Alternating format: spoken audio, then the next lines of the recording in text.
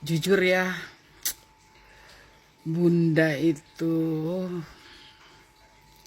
ikut masih ikut bingung sih gitu yang berseliweran di FYP-nya tok-toknya Bunda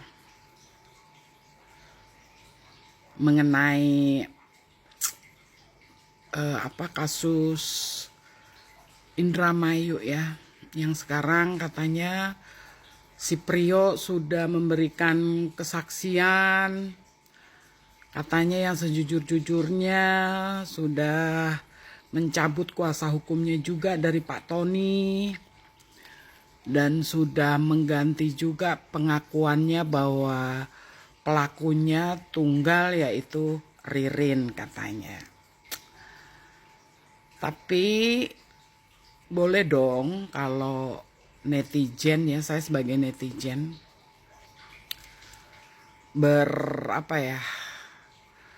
masih membingungkan gitu kasus ini gitu loh. Karena dia berubah-ubah gitu loh. Berubah-ubah pengakuannya gitu. Udah berapa kali tuh dia merubah-rubah ya kan. Mau nggak menanggapin tapi lewat-lewat terus di FYP.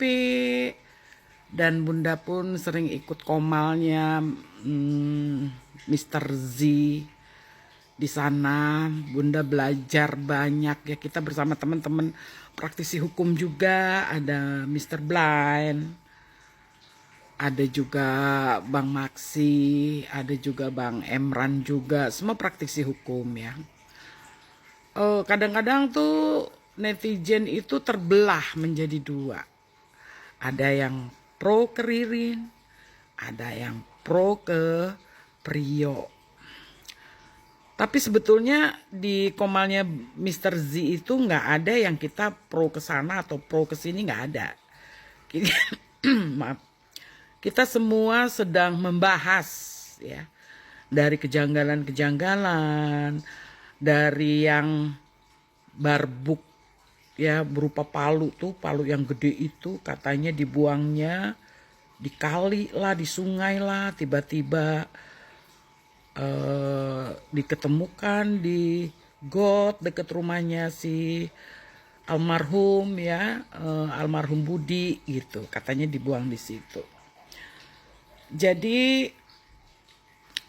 kita masih termasuk Bunda ya, Bunda itu masih trauma sih sama kasusnya Vina Cirebon ya.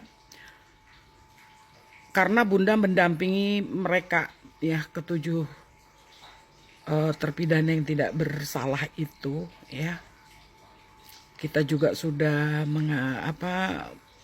mengadakan PK juga, sampai ada Bang Oto pada waktu itu ya, ada saksi-saksi ahli yang dihadirkan, ada juga Bapak Aing menjadi saksinya juga di persidangan.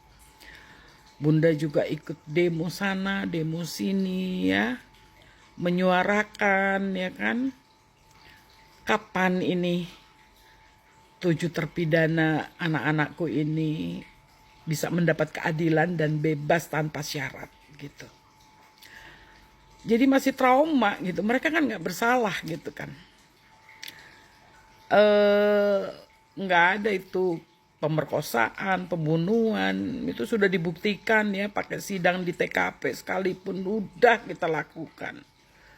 Tapi mana sampai hari ini ya. Bang Oto sudah jadi wakil menteri, Pak Dedi juga udah jadi gubernur Jabar gitu. Tapi nasib anak-anak ini gimana? Ya. Terakhir Bunda nengokin anak-anakku itu setelah Lebaran ya. Ya sedih sih gitu kan. Di saat waktu masih sidang PK, mereka masih seger-seger, masih gemuk, masih senyumnya tuh masih ada pengharapan gitu. Tapi setelah sidang berakhir dan sampai hari ini tidak ada kejelasannya, Kemarin Bunda juga nengokin pas habis Lebaran itu. Ada yang beda, banyak banget bedanya. Ya Bunda paham, mereka kecewa karena tuntutan hukumannya kan seumur hidup. Ya. Dan mereka tidak bersalah. Yakin Bunda, yakin banget.